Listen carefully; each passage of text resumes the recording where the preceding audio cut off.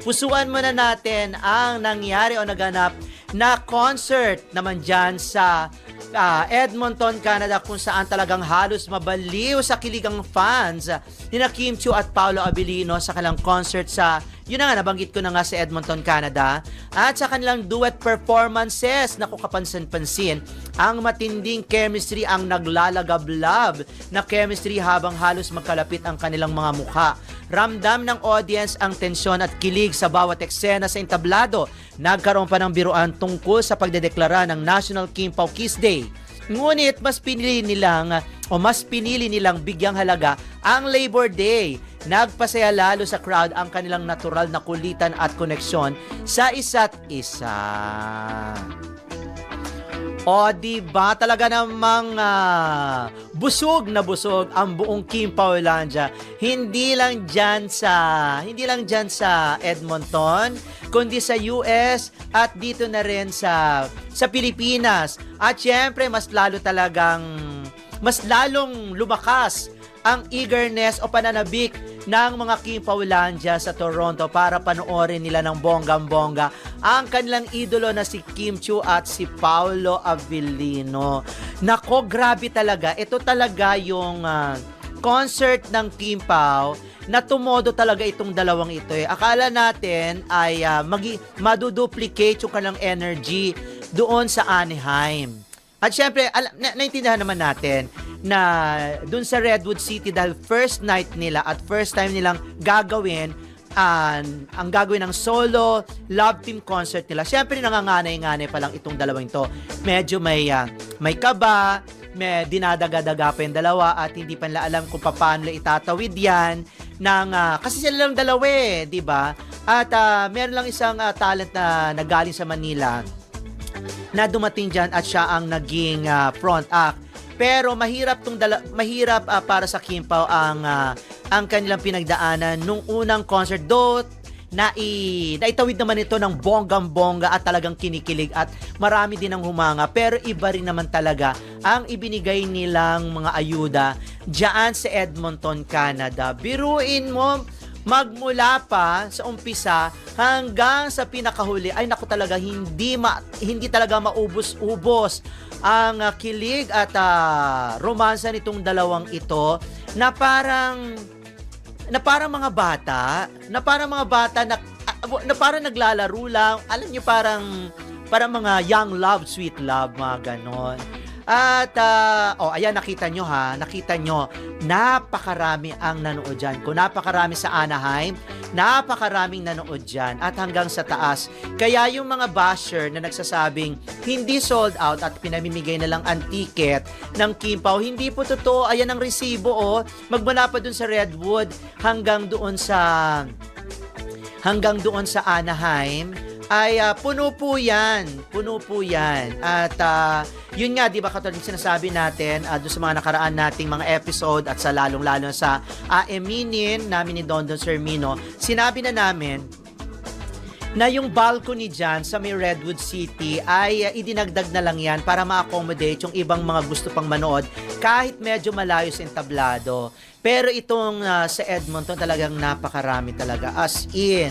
At ang dami mga paayuda ng Kim Pao, katulad yung sinasabi natin ngayon, humalik si Paolo kay Kim Chiu, o diba? At yung nagkalapit dun sa duet ang kanilang mga mukha na parang anytime pag may tumulak lang na doon, maghahalikan na itong dalawa. Doon hindi naman bago sa kanila ang kissing dahil ginagawa na nila yan off-cam.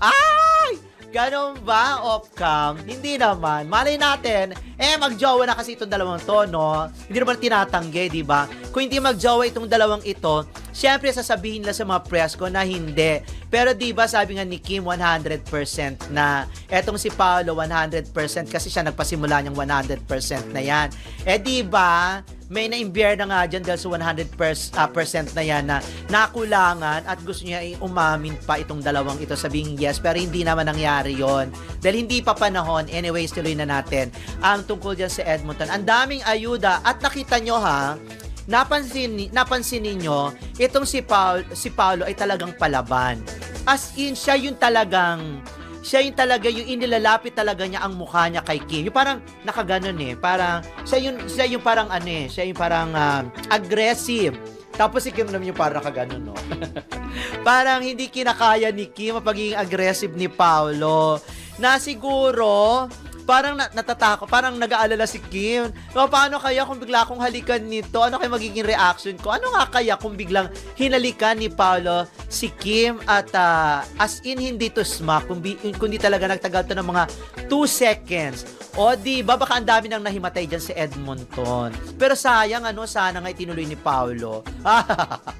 Dapat di ba tinuloy ni Paolo, pero sabi ko nga ganon, na ang halikan na yan ay hindi mangyayari yan sa entablado hanggat hindi sila umaamin. Ang kissing scene na yan ay mapapanood at makikita nyo lang sa kanilang mga serye, sa kanilang mga pelikula. Siyempre, para naman at least meron pa rin aabangan, di ba? Kung palagi na lang silang naghahalikan sa kung saan-saan, kahit sa show na yan, ay, naku, baka naman pagsawaan do. Hindi na pagsasawaan ng Kim Pao, pero dapat talaga may palaging inaabangan. Dapat may element of surprise. Pero halatang halata si Paolo, ha? Di ba nakita ninyo, halatang halata si Paolo na siya yung gusto na talaga. Gigil na si Paolo kay Kim. Gigil na siyang ipakita at i-express ng todo ang kanyang nararamdaman kay Kim. Kasi para sa kanya, halikan man niya si Kim on stage, okay lang naman. Kasi nga, dahil ready na tong si Paolo, si Kim parang hindi pa masyado. Though, alam kong pinag-uusapan na nila ang kanilang mga future. At tinatapos lang, feeling ko, hindi ko alam feeling ko lang na tinatapos, kumbaga ay, meron lang silang mga tinatapos na commitment at pinaghahandaan na nila ito. At pag umamin itong dalawang to, yun na, dire-diretso na yun, wala nang atrasan. At, nakikita ko naman na katulad nakikita natin social media at alam nyo at nararamdaman ninyo na itong si Paolo at saka si Kim ay nagkakaintindihan. Marami silang mga karakter, marami silang mga ano ba tawag doon, yung mga gusto, mga hindi gusto, na swak sila sa isa't isa. 'Di ba? Katulad yung sinasabi natin, opposite attracts, 'di ba? Nonchalant si Paolo, si Kim naman energetic, high strung. Yun. Kita nyo naman si Kim, every time na magkasama sila ni Paolo, kahit magkatabi lang, talagang super kilig si Kim at tawang-tawa siya kay Paolo. At pinababayaan lang naman ni Paolo itong si Kim. Sana nga na magkaroon sila ng time dyan sa Edmonton na sa Toronto na makapamasyal dahil wala tayong nakikitang nag-jogging sila. Siguro nga ilalabas nila yan pagkatapos nila o bago sila ilalabas nila pagka-uwi nila dito. Dahil for the meantime, ang naka-concentrate sila sa kanilang show at sa pag-aaral or sa pag-rehearse dyan. At kita nyo naman, di ba si Kim, noon nandiyan siya sa US, saka lang siya nag-post ng kanyang mga photo shoot or pictorial dyan sa Paris, sa France. At yung kanyang mga airport series na pictorial ay pumunta sila dyan nga sa Edmonton, sa Canada. So, abangan na lang natin kung ano pa yung ibang mga ganap ng Kim Pao off camera at after or before nitong concert nila. So, in between concert schedule. Ang gusto ko talaga makita sa dalawang ito yung kanilang dinner, kung paano sila dinner. Kasi mahilig sila sa dinner, imposibleng hindi sila mag-dinner. Palagi yan ng Kim Pao. Ang kanilang banding kung hindi jogging or running or kung hindi workout sa gym, kundi kumain. Yan. At pag may panahon, nagta-travel. Pero ano nga ba ang mangyayari bukas sa last leg? Nakakapanabik naman yan. Grabe, last leg. Ano kaya aaminin ng Kim Pao? Ano kaya ibabalitan nila? Ano kaya ibabahagin nila sa Kim Paolandia? Naku, pag nagkataon, pag umamit tong dalawang to, wala na. Tapos na talaga ang boxing. Yun na yun talaga. Pero teka muna yung sinasabi ko kaninang nakakabilib si Paolo at saka si Kim doon sa kumbaga parang suggestion or parang attempt ni Poca Rafael na host dyan sa US at saka sa Canada tour na gawin daw, kung po pwede daw bang gawin ang May 1st, Saturday, na National Kim Pao Kiss Day. Kumbaga that time lang naman, that day lang naman gawin ng National Kim Pao Kiss Day. Siyempre tumanggi si Paolo at saka si Kim. Kasi nga, yung May 1st na yan ay Labor Day para sa mga manggagawa. Ang galing nila, no? Napaka-sensitive nila. Sensitive nila sa mga importanteng bagay, lalo sa mga events para sariwain o para ipagdiwang ang isang mahalagang events sa Pilipino, sa Pilipinas at sa mga Pilipino. At nga yan nga ay para sa mga manggagawa. Ang Labor Day na yan. Kaya nga sinabi ni Kim, nako Labor Day yan para sa mga workers sa mga manggagawa. At sinabi naman ni Paolo, mas importante ang mga manggagawa. Siyempre, ang gusto lang naman itong si Poca ay kumbaga magpakilig ng todo at i-hype pa ang audience. At ang audience naman, hindi lang naisip dahil sobrang nabulag talaga sila sa kanilang napapanood na naharot at lambing nitong dalawang ito at pagpapakilig. At na-overcome nila yung, oo nga no, Labor Day dapat sa yan, dapat para yan sa manggagawa. Sila naman kinonsinte at sinabi nilang, oo, sige, yes. Ganon. So, hindi na to pinilit ni Poca. Alam nyo si Poca, nung kami ay nagla-library pa, siguro mga 90s, mga 90s yan. Hanggang early, 90s.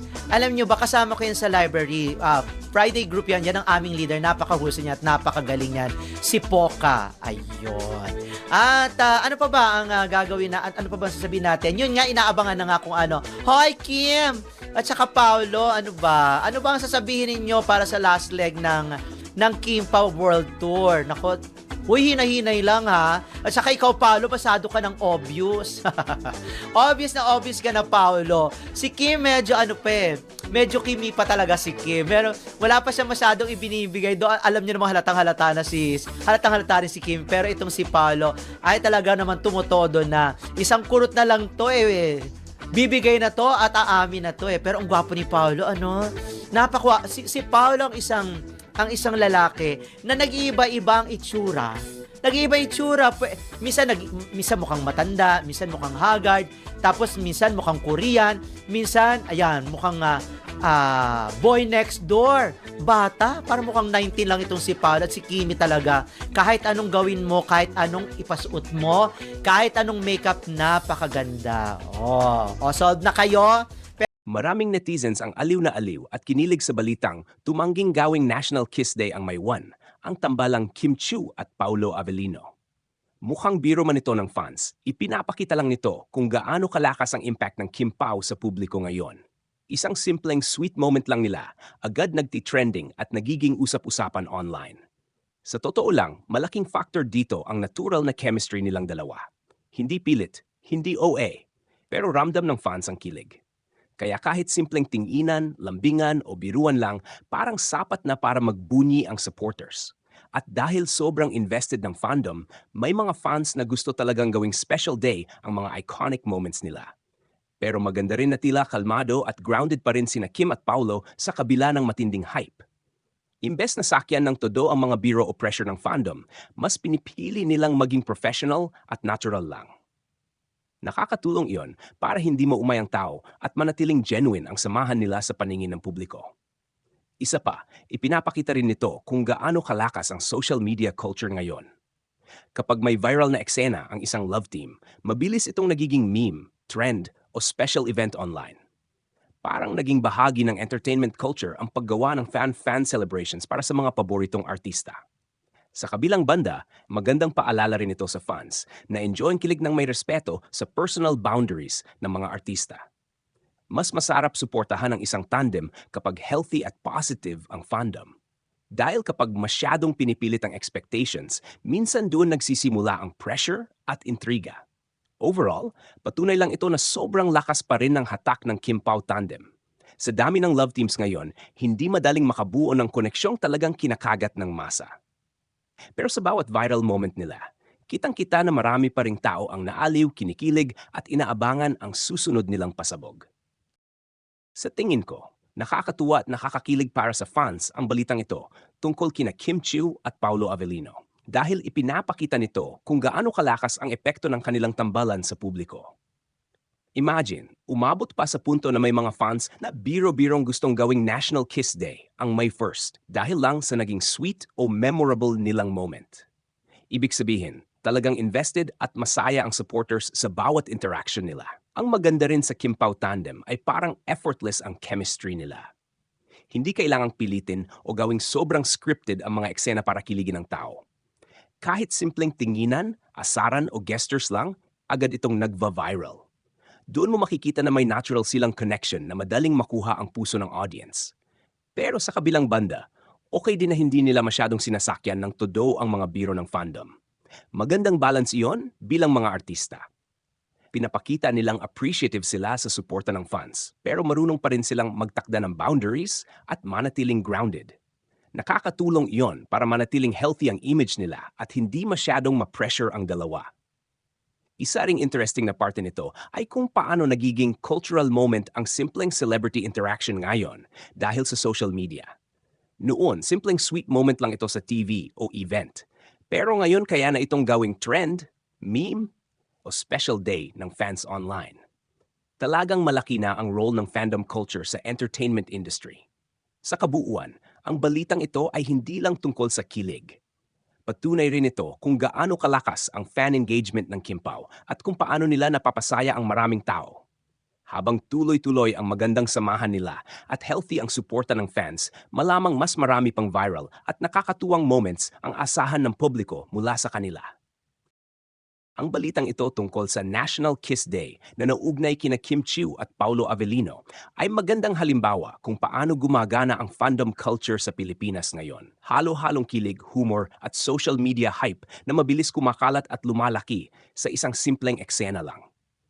Sa isang banda, nakakaaliw itong tingnan dahil malinaw na sobrang invested ang fans sa Kim Pao tandem. Yung tipong kahit simpleng sweet moment, tinginan o biro sa pagitan nila, nagiging malaking usapan na online. Yung ideya pa lang na gawing National Kiss Day ang May 1st, obvious na hindi siya seryosong panukala, kundi expression ng kilig at support ng fans na gustong i-celebrate ang chemistry ng dalawa. Makikita dito kung gaano kalakas ang impact ng screen presence nila. Hindi lahat ng love team o tambalan, kahit pa sikat ang individual stars, ay nagkakaroon ng ganitong klase ng organic na engagement. Sa kaso ng Kim Pao, parang may natural na pull sa audience. Yung hindi mo may paliwanag, pero ramdam mo na may chemistry na umaabot sa viewers. Kaya kahit simpleng interaction lang, nagiging viral at pinag-uusapan agad. Pero interesting din tingnan ang kabilang side nito. Sa sobrang bilis ng social media ngayon, minsan ang mga biro ng fans ay nagiging exaggerated expectations.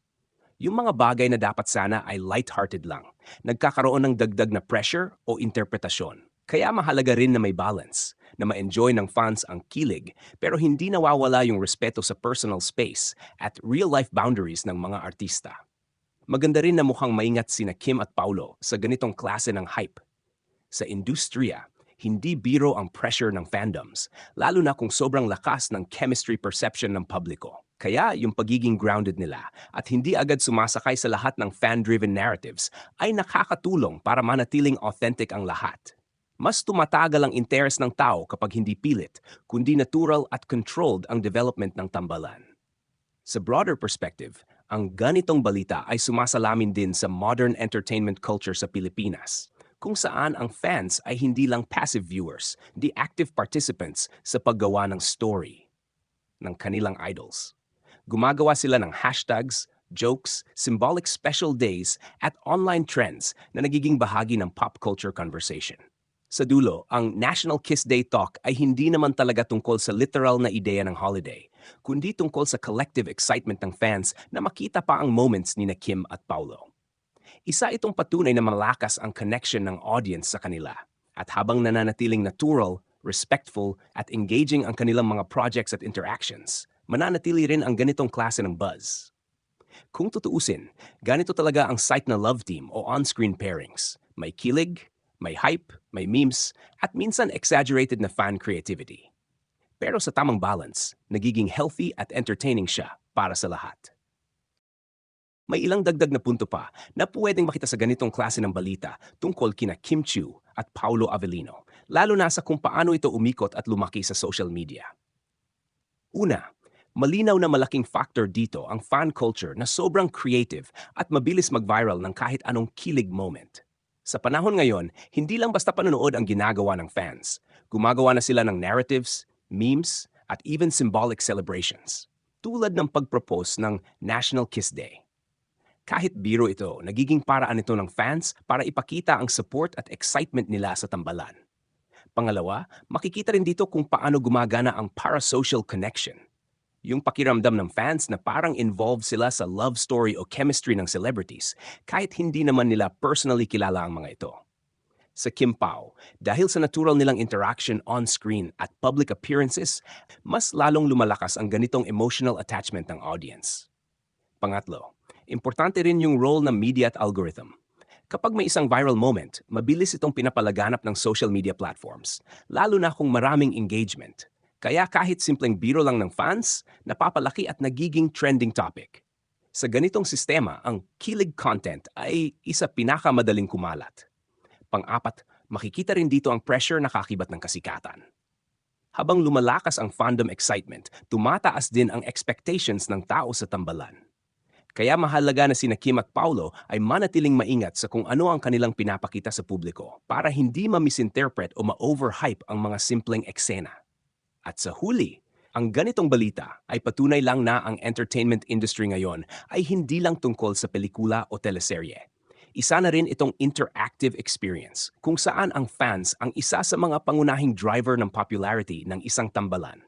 Hanggat patuloy na may chemistry, good projects at respectful fan engagement, mananatiling buhay at trending ang Kim Pao sa mata ng publiko.